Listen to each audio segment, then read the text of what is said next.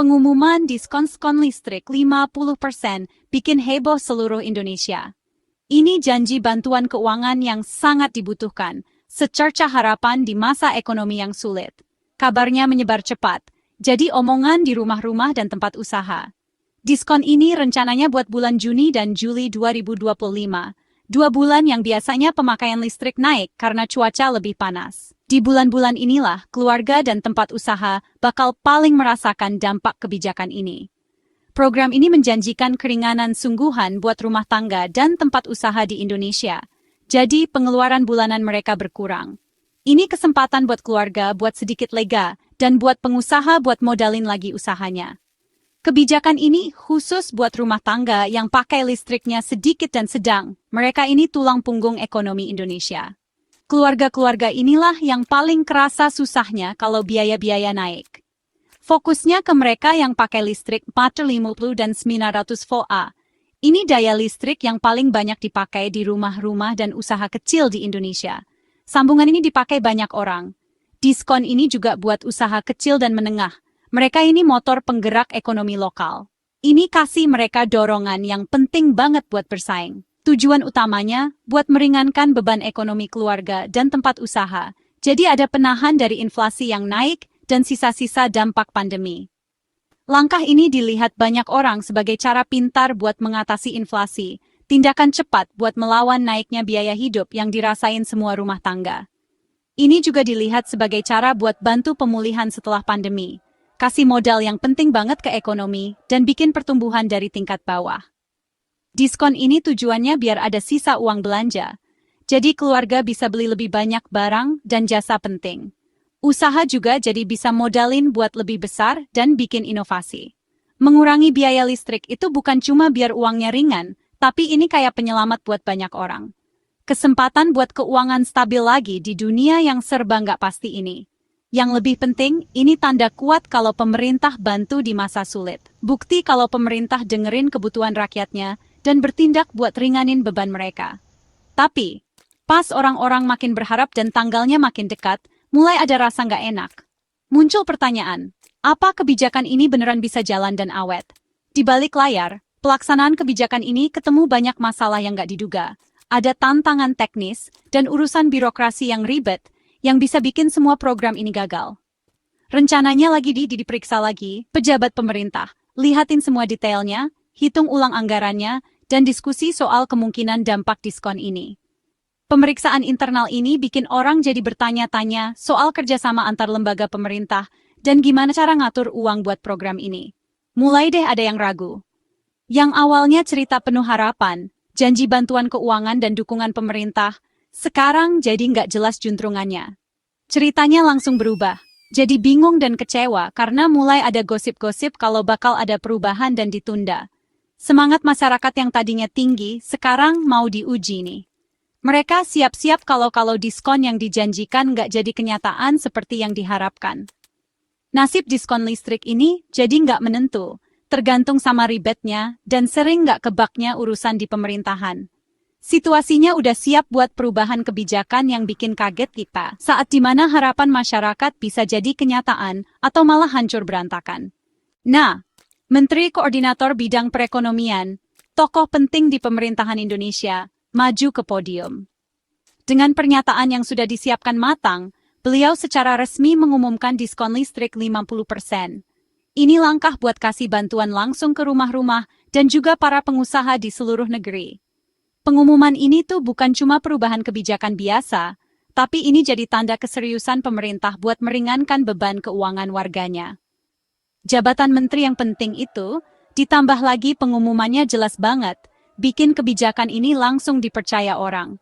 Jadi jelas ya, ini bukan cuma usulan, tapi janji yang sungguh-sungguh dari pemerintah paling atas. Pesan dari pemerintah itu jelas banget. Program ini dibuat supaya langsung menguntungkan rakyat Indonesia. Tujuan utamanya ya buat meringankan beban keuangan masyarakat, kasih bantuan yang memang lagi dibutuhkan banget pas ekonomi lagi nggak pasti begini. Selain buat bantu orang per orang, kebijakan ini juga tujuannya buat menggerakkan ekonomi. Caranya, biar masyarakat dan pengusaha punya uang lebih buat dipakai. Harapannya sih, orang jadi lebih banyak belanja dan investasi, jadi ekonomi bisa tumbuh. Berita di TV, koran, online, rata-rata positif semua. Wartawan banyak yang nulis soal keuntungan yang bisa didapat sama rakyat biasa di Indonesia. Di seluruh pelosok negeri, keluarga-keluarga dan juga para pengusaha mulai tuh ngitung-ngitung kira-kira bakal hemat berapa. Mereka udah nggak sabar nungguin dampak baiknya buat kantong mereka. Diskon ini dibilangnya sih cara langsung buat balikin uang ke kantong masyarakat. Jadi langsung nambah uang belanja buat keluarga-keluarga di rumah. Selain itu, ini juga dibuat untuk kasih dukungan penting buat usaha kecil-kecilan yang jadi tulang punggung ekonomi kita di Indonesia. Wah, rasa optimis langsung cepat menyebar ke seluruh penjuru negeri. Dan banyak keluarga sama pengusaha langsung deh atur ulang anggaran belanja mereka. Soalnya, mereka ngarep bakal hemat banyak. Mereka udah mikirin, enaknya nanti uang lebihnya dipakai buat apa. Kantor-kantor pemerintah, termasuk PLN, perusahaan listrik negara kita, diharapkan buat cepat-cepat siapin pelaksanaan tarif baru ini. Biar nanti pas ganti tarif, masyarakat nggak repot. Persiapannya sih, kelihatannya udah mantap banget ya, biar program ini bisa jalan sukses. Janjinya kebijakannya bakal tepat waktu dan menguntungkan, yang bakal bawa perubahan baik buat jutaan orang. Tapi ya, jalan dari pengumuman sampai benar-benar kejadian di lapangan itu ternyata akhirnya jauh lebih ribet daripada yang dikira di awal. Ini nunjukin betapa susahnya mengubah kebijakan di atas kertas jadi kenyataan buat masyarakat. Sayangnya, rasa senang itu cuma sebentar. Menteri Keuangan tiba-tiba mengumumkan pembatalan diskon yang sudah direncanakan itu. Perubahan keputusan ini yang dibuat setelah rapat dengan Presiden bikin kaget masyarakat dan bikin bingung banyak orang. Penjelasan resminya bilang, ini karena masalah anggaran negara dan pemerintah harus menilai ulang mana yang lebih penting. Banyak orang jadi bertanya-tanya, kok bisa kebijakan sebesar ini diumumkan terus tiba-tiba ditarik lagi secepat itu? Rasa kecewa dan rasa kesal pun menyebar. Masyarakat jadi ragu dengan janji-janji pemerintah. Media pun makin gencar memberitakan, terutama soal kurangnya koordinasi dan kurangnya keterbukaan. Perubahan keputusan yang tiba-tiba ini membuat masyarakat menuntut jawaban. Situasi ini membuat semua menunggu tanggapan dan penjelasan lebih lanjut dari para menteri. Wah, ternyata situasi soal diskon listrik ini ada perkembangan baru yang tidak disangka-sangka. Menteri Energi dan Sumber Daya Mineral, Pak Bahlil Lahadalia, sekarang jadi sorotan nih.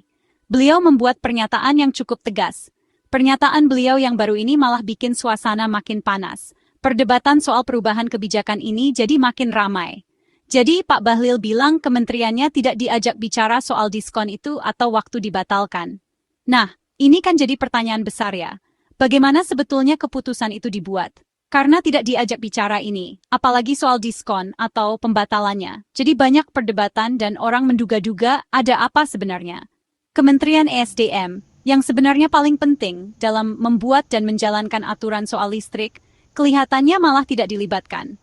Ini artinya kementerian itu sepertinya dikesampingkan, baik waktu awal merencanakan diskon maupun pas akhirnya diskon listrik itu dibatalkan. Pengakuan ini menunjukkan apa yang kelihatannya seperti masalah komunikasi yang serius dalam pengambilan keputusan pemerintah. Ini menunjukkan ada kemungkinan kesalahan dalam cara kebijakan seperti ini dibuat dan dijalankan. Pernyataan Pak Bahlil ini sepertinya mau bilang kalau kebijakan itu mungkin lebih didorong oleh alasan ekonomi atau politik tertentu, bukan murni karena pertimbangan teknis yang seharusnya. Ini jadi bikin kita khawatir, jangan-jangan keputusan ini tidak berdasarkan keahlian teknis atau penelitian yang mendalam. Kelihatannya karena tidak ada pembicaraan dulu, ini menimbulkan kekhawatiran serius soal seberapa baik komunikasi di dalam pemerintahan itu sendiri. Ini juga jadi pertanyaan, apakah cara-cara yang benar sudah diikuti dalam masalah ini? Ucapan beliau ini menunjukkan apa yang kelihatannya seperti maha besar dalam aturan dan cara kerja yang sudah ada. Ini sangat mengkhawatirkan, apalagi kalau menyangkut aturan penting untuk masyarakat yang berpengaruh ke banyak orang. Perdebatan soal masalah ini jadi makin dalam dan rumit, dan ini menekankan betapa pentingnya pemerintah itu harus lebih kompak dan sering berkomunikasi, supaya kejadian seperti ini tidak terulang lagi nanti. Nah, Kementerian ESDM kasih penjelasan nih soal sikap mereka. Mereka bilang penting banget loh Kementerian Teknis itu ikut dilibatkan kalau mau bikin keputusan soal kebijakan energi. Soalnya, Biar kebijakannya bagus, perlu dipelajari dulu baik-baik, dilihat juga pengaruhnya ke keuangan negara. Terus ngobrol juga sama kementerian lain. Kementerian ESDM kan jagoannya. Jadi penting banget keahlian mereka buat bikin aturan listrik yang bagus dan bisa dijalankan jangka panjang.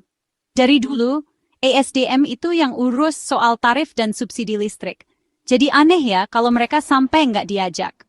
Kementerian ESDM juga bilang kalau caranya benar, pasti pemerintahannya juga jadi baik dan uang rakyat dipakai dengan benar. Kejadian ini jadi pelajaran penting tentang pentingnya semua pihak diajak ngobrol kalau mau bikin aturan. Jadi, pelajarannya nih ya, masukan dari ahli dan kerjasama itu harga mati, nggak bisa ditawar, kalau mau kebijakannya berhasil buat masyarakat. Pemerintah bilang, anggarannya terbatas, itu alasan utamanya diskon dibatalkan.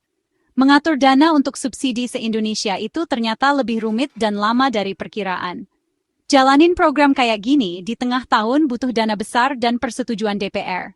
Proses administrasi buat ngasih dana ke PLN belum siap untuk waktu yang mepet itu. Keadaan ini menunjukkan susahnya kalau kasih subsidi besar tanpa rencana matang. Rangkaian kejadian ini sepertinya menunjukkan keinginan kebijakannya nggak sejalan sama kenyataan uangnya. Penting banget untuk dipelajari dulu dengan teliti, sebelum membuat janji-janji besar ke masyarakat. Nah, untuk menggantikan diskon yang batal itu, pemerintah akhirnya memperluas program bantuan subsidi upah, atau yang kita kenal BSU. BSU ini ngasih bantuan uang tunai langsung buat para pekerja kantoran atau pabrik yang memang berhak dapat, biar daya beli mereka jadi nambah.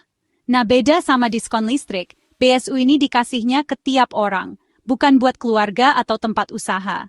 Program ini kan sistemnya udah siap, jadi lebih gampang dan cepat buat dijalankan. Tapi, ada beberapa kelompok orang nih, kayak pekerja informal dan juga beberapa usaha kecil, jadi nggak kebagian bantuan ini. Nah, perubahan ini bikin orang jadi pada ramai ngomongin, apa iya, BSU ini bisa ngasih keringanan yang sama kayak diskon listrik yang dijanjikan dulu? Orang-orang jadi pada nanya, bantuan yang baru ini beneran sama nggak sih manfaatnya? Kejadian ini menekankan betapa pentingnya koordinasi antar kementerian dalam kebijakan publik. Kebijakan yang bagus itu butuh masukan dari semua kementerian yang terkait, keuangan, energi, dan lainnya. Kalau tidak kompak, bisa bikin bingung, kebijakan jadi tidak jalan, dan kepercayaan masyarakat jadi hilang. Mengumumkan rencana besar sebelum dipikirkan matang-matang itu bahaya, dan bisa jadi masalah. Ngomongnya harus jelas, dan rencananya harus bareng-bareng. Itu penting banget supaya masyarakat tidak kecewa. Cara yang paling bagus itu sering-sering diskusi dan kerja bareng dalam satu tim untuk kebijakan-kebijakan penting. Pemerintah yang satu suara biasanya lebih bisa menepati janji-janjinya. Kisah diskon listrik ini menunjukkan lagi pentingnya untuk terus jadi lebih baik dalam membuat kebijakan. Meskipun ada kesalahan langkah, komitmen pemerintah untuk kesejahteraan masyarakat tetap ada. Kisah diskon listrik ini menunjukkan tantangan dalam pelaksanaan dan koordinasi kebijakan. Urutannya, mulai dari pengumuman lalu pembatalan, perselisihan antar menteri, dan peralihan ke BSU, memberikan pelajaran penting. Keterbukaan dan komunikasi yang jelas sangat penting untuk menjaga kepercayaan masyarakat. Masyarakat berhak mendapatkan penjelasan yang tepat waktu dan jujur ketika ada perubahan kebijakan. Kejadian ini seharusnya mendorong perbaikan dalam penyusunan dan pelaksanaan kebijakan. Kerjasama yang kuat dan penilaian di awal sangat penting agar program berjalan baik. Dengan belajar dari kejadian ini, pemerintah bisa melayani seluruh rakyat Indonesia dengan lebih baik dan membangun kepercayaan yang langgeng.